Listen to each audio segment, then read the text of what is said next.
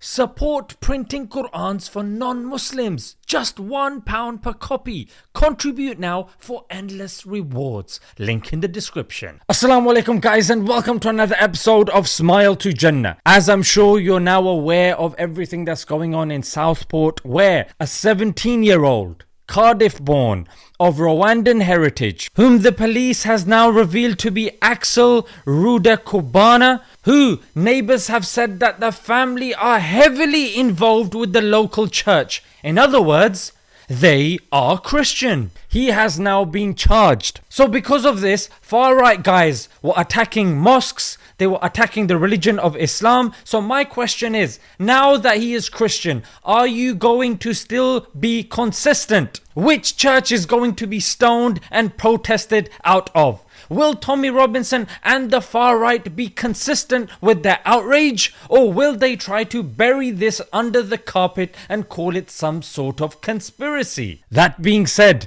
when the stabbings had taken place, there was a vigil, prayers, commemoration, mourning of the people that had passed away. A man was seen in the vicinity holding a flick knife, and images of this man went viral, and that then caused the far right extremists to descend upon Southport, do their riots, attack mosques, attack even police officers, like I mentioned in the previous video, at least 30 with broken bones and concussions. But now we can reveal that this person, whom the far right assumed was a Muslim, was Asian, that precipitated these riots, is somebody called Jordan Davies of Southport. Let's have a look at Jordan Davies. Yes, clearly a Muslim individual, clearly an Asian individual.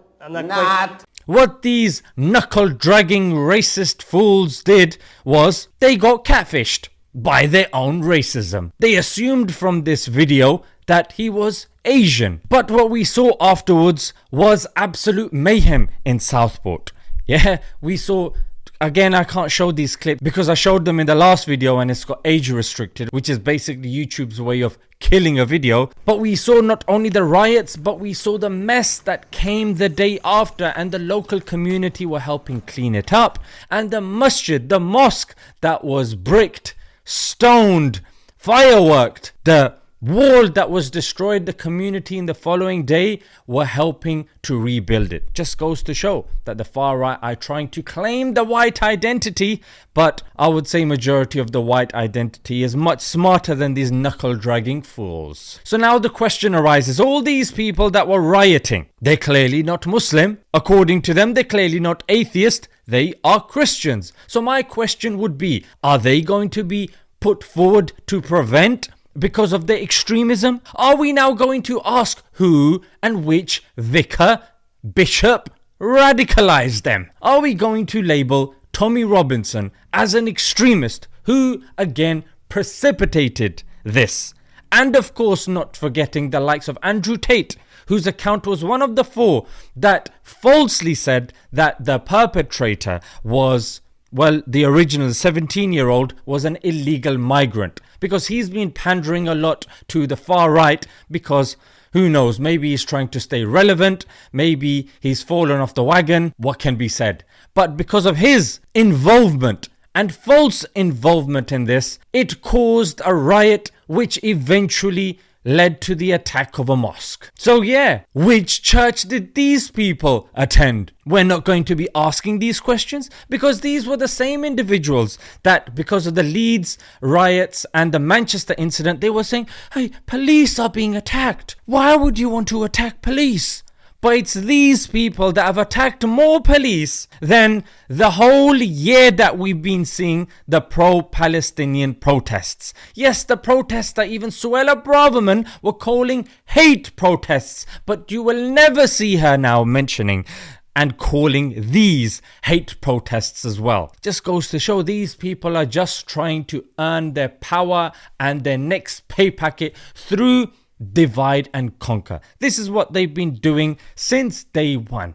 Divide and conquer, and you know what? We're falling for the same strategy, unfortunately and sadly. But yeah, you can even see small kids being egged on by these adults. But You're never going to see them being stopped at the border because of Schedule 7. That's discriminating against people of a certain color, of a certain background. But anyway, I don't want to get into that. The joke's on you, you clowns. You have literally gone to a place that people were mourning, and like this shopkeeper said, you robbed his store, took cigarettes and alcohol, went there to have a jolly knees up, and then after causing the mayhem, it's the locals that had to clean it up after you.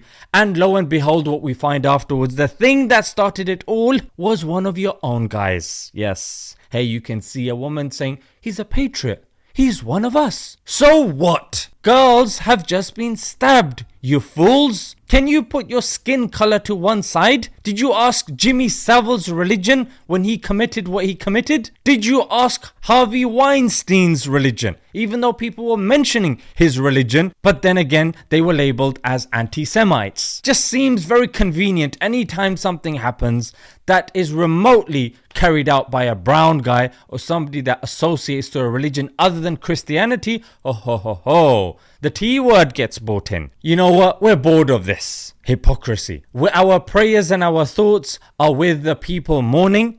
And like I said in the previous video, if it was up to Muslims and Muslim law, boy, this guy that perpetrated this would have been hung, drawn and quartered.